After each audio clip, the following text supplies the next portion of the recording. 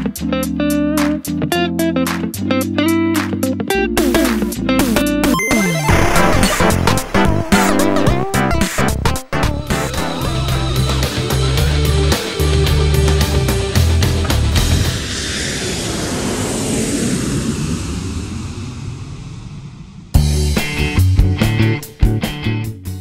chào các bạn, Travis đang có mặt tại sân bay Phú Quốc. Và như các bạn biết là trong thời gian qua, suốt mấy tháng qua thì Travis không thể nào bay nước ngoài được do ảnh hưởng của dịch. Và cũng vì lý do đó mà mình ít đi nước ngoài hơn. Và vậy cái trải nghiệm của mình đối với các cái chuyến bay, các cái hãng hàng không khác nó cũng bị ít đi. Và trong lúc mà không bay được nước ngoài thì thôi mình sẽ gắng mình đi những cái bạn chặng bay trong nước để tìm kiếm những cái chặng bay nó thú vị, những cái hãng dịch vụ thú vị. Và thực sự là nếu như mà đi trong nước không á, thì là mỗi chuyến bay nó cũng có những cái khác nhau. Và mỗi chuyến bay nó cũng sẽ có những cái bữa ăn, những suất ăn, những món ăn khác nhau. Thì tại trong thời gian này thì các bạn cứ xem những chuyến bay trong nước nha. Và đó cũng là lý do mà hôm nay Travis mà buổi sáng đã bay từ thành phố Hồ Chí Minh ra Phú Quốc. Để bây giờ vừa hạ cánh xong thì Travis sẽ tiếp tục vào làm thủ tục cho chuyến bay tiếp theo từ Phú Quốc đi Hà Nội với tàu bay lớn chứ không phải tàu bay nhỏ nữa. Và hôm nay thì Travis sẽ bay hãng Thương Gia để xem là hôm nay là hãng Thương Gia cái chặng bay mà từ Phú Quốc đi Hà Nội với cái tàu bay lớn này thì hãng sẽ phục vụ gì vào giờ trưa nha. Sân bay Phú Quốc hôm nay thì có vẻ như là rất là nhộn nhịp luôn. Đấy, hôm nay không phải là ngày cuối tuần nhưng mà cũng rất là đông du khách nè. Có lẽ cũng chính vì lý do này mà các hãng hàng không để đưa những cái tàu bay lớn để bay những cái chặng như là thành phố Hồ Chí Minh Phú Quốc hoặc là Phú Quốc Hà Nội. Hôm nay mình sẽ đi hãng Thương Gia nên mình sẽ vào thẳng quầy hãng Thương Gia mình làm thủ tục luôn nè.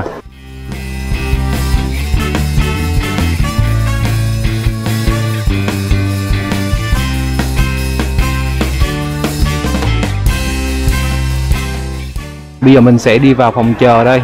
Chuyến bay của mình sẽ khởi hành ở cửa số 4. Đây, phòng chờ hãng Thương Gia bên này. Lâu lắm mới quay lại phòng chờ hãng Thương Gia sân bay Phú Quốc nè. Phòng chờ này sử dụng chung cho cả khách của Vietnam Airlines, Skybox và của Vietjet và Bamboo Airways luôn. Và ngay cửa vào phòng chờ thì có một cái mô hình máy bay, đó là chiếc Boeing 777-200ER khi xưa của Vietnam Airlines. Giờ thì loại này không còn trong đội bay của hãng nữa, nhường chỗ cho những tàu bay thân rộng hiện đại hơn. Chắc là mình sẽ kiếm một cái chỗ nào góc bên ngồi này cho thoáng đi. Lúc trước mà chưa có cái dãy phòng chờ bên kia thì là nhìn ra đường băng rất thoáng, nhưng mà bây giờ thì đã bị chắn tầm nhìn rồi. Bây giờ chỉ còn góc này thôi, có thể là nhìn thấy đường băng với lại sân đỗ thôi. Và lâu lắm rồi thì Travis chưa quay lại phòng chờ hãng Thương Gia ở sân bay Phú Quốc, không biết có gì mới không đây. Và đây là khu vực thức uống nè, đa dạng các loại nước ngọt, bia, sữa tươi. Bên này là khu vực cornflake ăn với sữa, còn có bình trà, cà phê bên cạnh nữa. Và lâu rồi quay lại thì thấy có món mới là xôi mặn, các bạn có thể thêm các cái loại topping như là trứng luộc hay chả lụa bên cạnh nè. Còn bên này là mì và phở ăn liền nha, có rau sống, có ớt, chanh đầy đủ hết.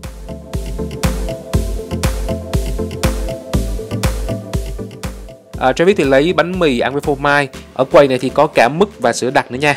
Và lấy thêm xíu cornflake ăn với sữa nè.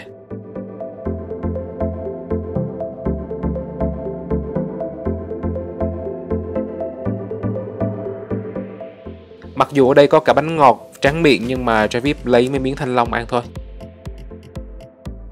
Còn bây giờ thì chiếc Airbus A350-900 từ Hà Nội đã đáp xuống Phú Quốc rồi. Đây cũng sẽ là chiếc đưa Travis đi Hà Nội.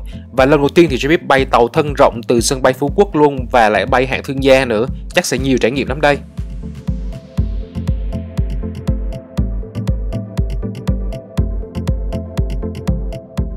Mặc dù chưa đến giờ ra cửa khởi hành nhưng mà Travis cũng tranh thủ ra sớm để ngắm máy bay luôn.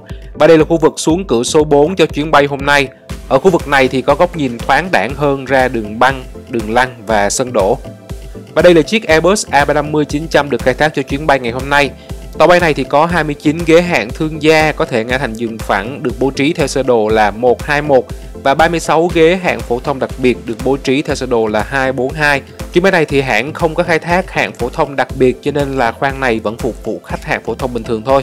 Và ngoài ra thì máy bay cũng có 240 ghế hạng phổ thông được bố trí theo sơ đồ là 333. Hôm nay mình đi hãng Thương Gia nên mình sẽ đi lối ưu tiên bên này, không phải xếp hàng. Bây giờ Travis lên máy bay đã nhé. Hôm nay lên máy bay bằng ống lồng nè. Ở giữa ống thì chia ra làm hai lối. Một lối đi vào hạng phổ thông, còn một lối này thì dẫn thẳng vào khoang hạng thương gia luôn.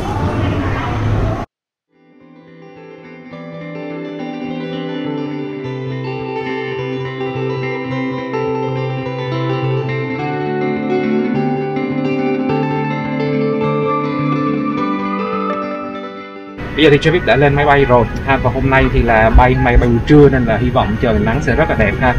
Và đây là dịch vụ khi lên máy bay thì bạn sẽ được phục vụ thức uống chào đón, và trong cái mùa hậu giãn cách này thì là hãng sẽ phục vụ nước đóng chai để đảm bảo an toàn ha, và cũng như là khăn đóng gói như này, khăn có chất khử khuẩn đó là để bạn đảm bảo an toàn, chứ không phải là cái loại khăn bông gấp riêng ra như là trước khi có dịch.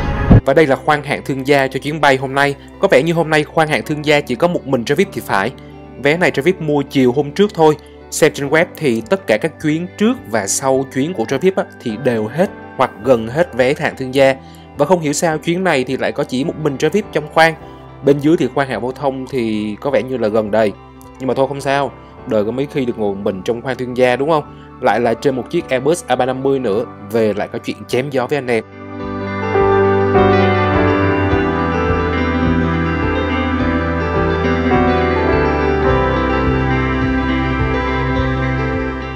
Và đối với những bạn xem kênh lần đầu thì Travis giới thiệu sơ sơ qua về khu vực ghế ngồi hạng thương gia trên chiếc Airbus A350 nhé. Các ghế này được sắp chéo theo dạng xương cá và mỗi ghế có thể tiếp cận lối đi dễ dàng mà không phải bước qua hành khách khác. Không gian tại bộ ghế ngồi tất nhiên là rộng rãi và riêng tư rồi. Ở đây là hộp gắn tai nghe nè. Bên cạnh đó thì có cổng cắm sạc USB và bộ điều khiển giải trí cá nhân cũng như các nút điều chỉnh tư thế ghế.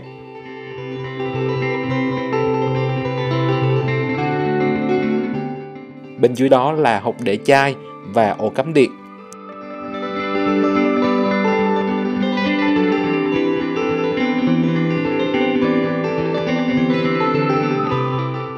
Khu vực ghế ngồi còn có ngăn để tạp chí cũng như móc treo áo.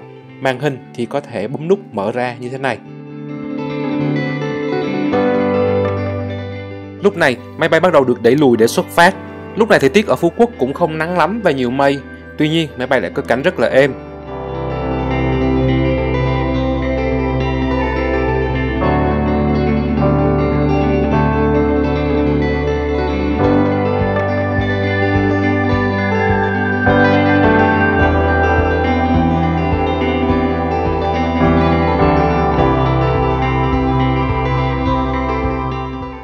Sau khi máy bay ổn định độ cao thì Travis vào buồng vệ sinh để rửa tay.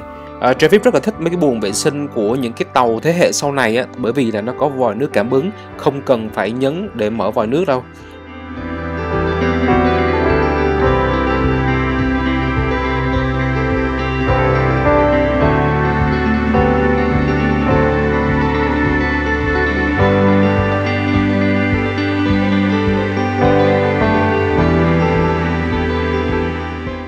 Và bây giờ thì mở bàn ăn ra ăn nào. Bàn ăn của ghế hạng thương gia thì được kéo ra như thế này. Và sau khi mở ra thì mặt bàn ăn cũng khá là rộng. Bạn tiếp viên sau đó đi trải khăn bàn để chuẩn bị cho bữa trưa. Và khăn đã được bạn tiếp viên đưa ra rồi đây. Hôm nay thì có hai lựa chọn. Một là suất ăn kiểu Tây mà Travis quên mất tên rồi. Còn lựa chọn còn lại là cá thu với cơm. Và tất nhiên thì Travis đã chọn cơm cá thu rồi. Và trên khay ăn còn có bánh mì tròn và 2 lát bánh mì bơ tỏi do Travis yêu cầu khi bạn tiếp viên mời.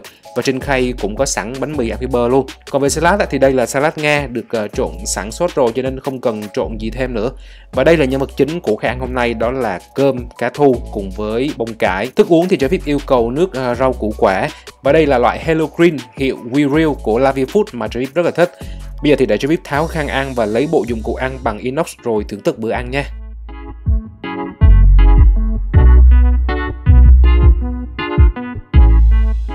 Bình thường thì Travis cũng ít ăn bánh mì trước bữa ăn lắm vì dạ dày mình cũng không có to. Nhưng mà bánh mì tròn và bánh mì bơ tỏi trên máy bay thì không hiểu sao lúc nào cũng ngon hết á.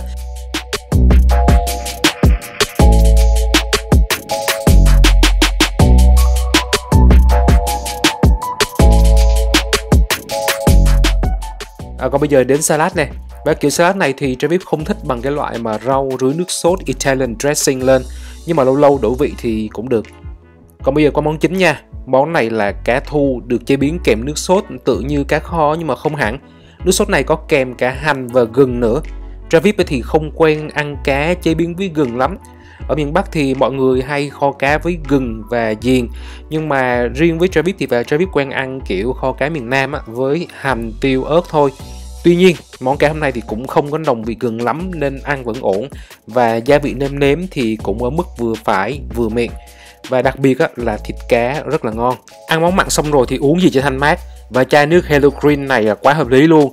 Và trong mấy loại nước rau củ quả đóng chai dạo gần đây trên các chuyến bay của Vietnam Airlines thì Travis thích cái loại này nhất.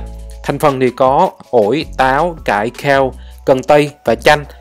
Vị thì có mùi cần tây và cải nhưng mà không có uống đâu. Uống rất là thanh mát luôn. Và trước khi uống thì nhớ lắc đều để phần thịt rau củ quả không bị lắng bên dưới đáy. Và sau cùng là một trái chuối tươi tráng miệng là xong bữa trưa. Đường bay hôm nay cũng thú vị nè. Như các bạn thấy thì máy bay vừa bay qua Campuchia, giờ đang đến Lào rồi và sau đó sẽ tiến thẳng vào Việt Nam và hướng về Hà Nội. Cùng lúc này thì bạn tiếp viên sau khi dọn bàn ăn cũng đã đưa ra tách cà phê nóng theo yêu cầu của Travis.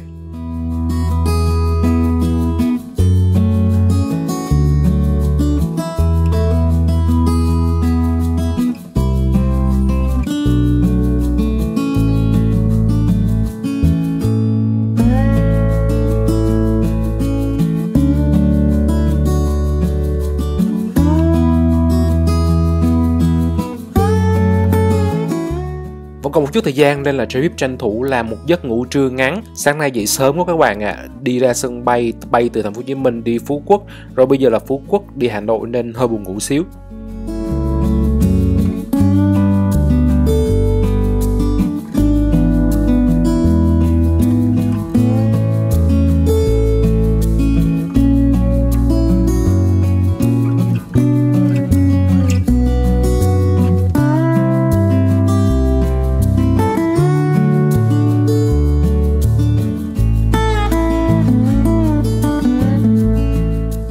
Và rồi cũng đến lúc máy bay hạ cánh.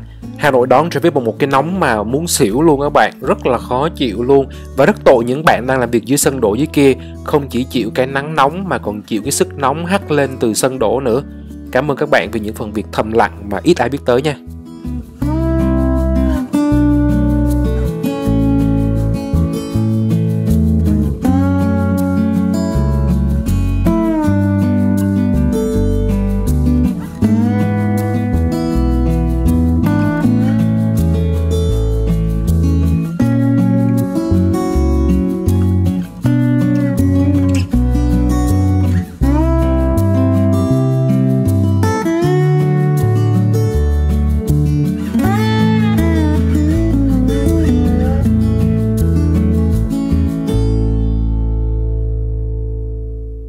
Travis xả cánh xuống sân bay Nội Bài rồi, và vì mình đi hạng thương gia, mình có xe đưa đón riêng cho nên mình vào trong sảnh này đầu tiên luôn và chưa có ai vào cả. Và bây giờ thì mình đang ở băng chuyền số 5 để đợi lấy hành lý. Và thế là kết thúc một chuyến bay thú vị, và nó rất thú vị vì lần đầu tiên mình được bay cái chặng mà từ Phú Quốc đi Hà Nội. Hà Nội Phú Quốc thì bay rồi nhưng mà Phú Quốc Hà Nội thì lần đầu tiên bay, và cũng lần đầu tiên luôn bay cái chặng giữa Phú Quốc và Hà Nội với tàu bay lớn, tức là với Airbus A350, và cũng được ăn một bữa ăn rất là tươm tất nữa. Và nếu các bạn thích video này, đừng quên cho Yêu Bay một subscribe, like và share để ủng hộ Yêu Bay nhé. Và hẹn gặp lại các bạn trong những chuyến bay tiếp theo. Bây giờ thì Travis đón taxi về nhà đây. Bye.